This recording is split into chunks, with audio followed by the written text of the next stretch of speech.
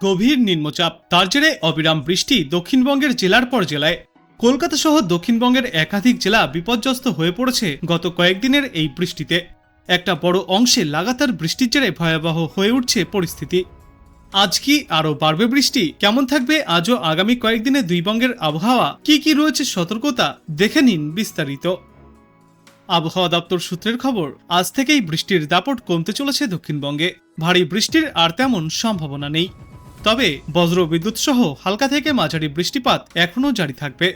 যেমন আজ বজ্র বিদ্যুৎ সহ হালকা বৃষ্টির সতর্কতা রয়েছে দুই 24 পরগনা, পূর্ব ও পশ্চিম মেদিনীপুর জেলায়। এছাড়াও আজ বৃষ্টিপাত হতে পারে মুর্শিদাবাদ এবং নদিয়াতে।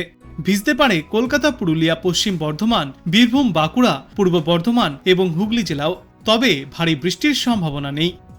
এরপর আগামীকাল থেকে এই বৃষ্টির পরিমাণ আরও অনেকটাই কমবে।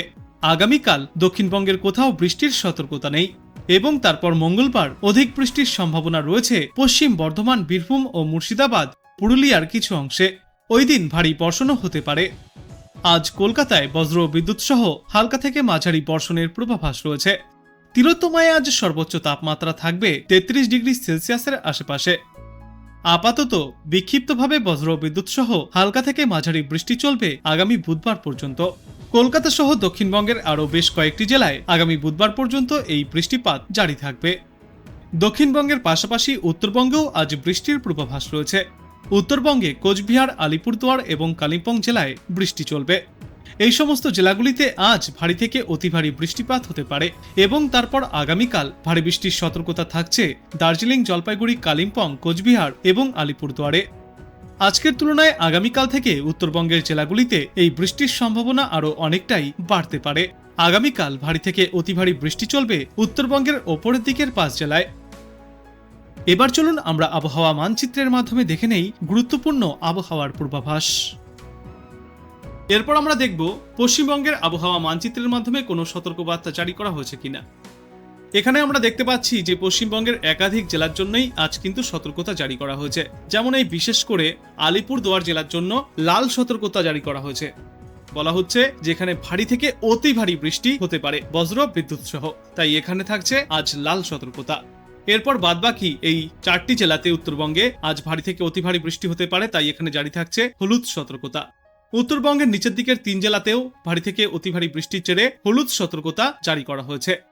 অন্যদিকে দক্ষিণবঙ্গে আমরা দেখতে পাচ্ছি নিচের দিকের 3 থেকে 4টি বা 5টি জেলাতে সবুজ সংকেত রয়েছে। এখানে বৃষ্টির সম্ভাবনা থাকলেও তেমন ভারী বৃষ্টির সম্ভাবনা নেই, তাই কোনো সতর্কতা থাকছে না এবং সবুজ সংকেত জারি করা হয়েছে।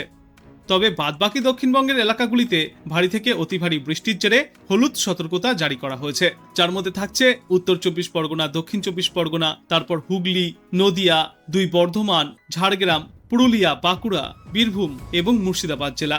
তার মানে আজ কিন্তু পশ্চিমবঙ্গের বেশিরভাগ জায়গাতেই দুর্যোগপূর্ণ আবহাওয়া থাকতে চলেছে। আচ্ছা, এরপর আমরা দেখতে পাচ্ছি আগামীকাল আবহাওয়ার কিন্তু কিছুটা হলেও উন্নতি হতে পারে, তাই এই উত্তরবঙ্গের নিচের দিকের 3 জেলায় সবুজ সংকেত জারি করা হয়েছে, কিন্তু ওপরের দিকের 5 জেলাতে বৃষ্টির সম্ভাবনা জারি থাকবে, ভারী বৃষ্টিপাত হতে পারে, তাই এখানে থাকছে হলুদ সতর্কতা। অন্যদিকে সমগ্র দক্ষিণবঙ্গের জন্য আগামীকাল সবুজ সংকেত জারি করা হয়েছে। বৃষ্টির সম্ভাবনা থাকলেও একটানা ভারী বৃষ্টি বা বজ্র বিদ্যুৎ সহ বৃষ্টির সম্ভাবনা নেই, তাই এখানে সবুজ সংকেত জারি করা হয়েছে। তারপর সপ্তাহের শুরুতে আমরা দেখতে পাচ্ছি যে পশ্চিমবঙ্গের বেশিরভাগ জায়গাতেই আর কোনো সতর্কতা থাকছে না, তাই সবুজ সংকেত জারি করা হয়েছে সমগ্র দক্ষিণবঙ্গের জন্য। আর উত্তরবঙ্গেও ম্যাক্সিমাম জায়গাতে সবুজ সংকেত জারি করা হয়েছে। শুধুমাত্র কালিম্পং, আলিপুরদুয়ার এবং কোচবিহার জেলায় ভারী বৃষ্টিপাত হতে পারে, তাই এই 3 জেলায় জারি থাকবে হলুদ সতর্কতা। এছাড়া কিন্তু আগামী সপ্তাহের শুরুতে কোথাও কোনো সতর্কতা থাকছে না, সর্বত্রই কিন্তু আমরা উত্তর এবং দক্ষিণবঙ্গে সবুজ সংকেত দেখতে পাচ্ছি।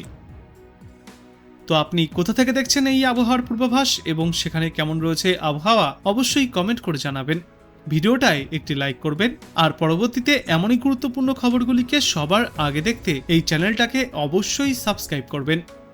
ধন্যবাদ।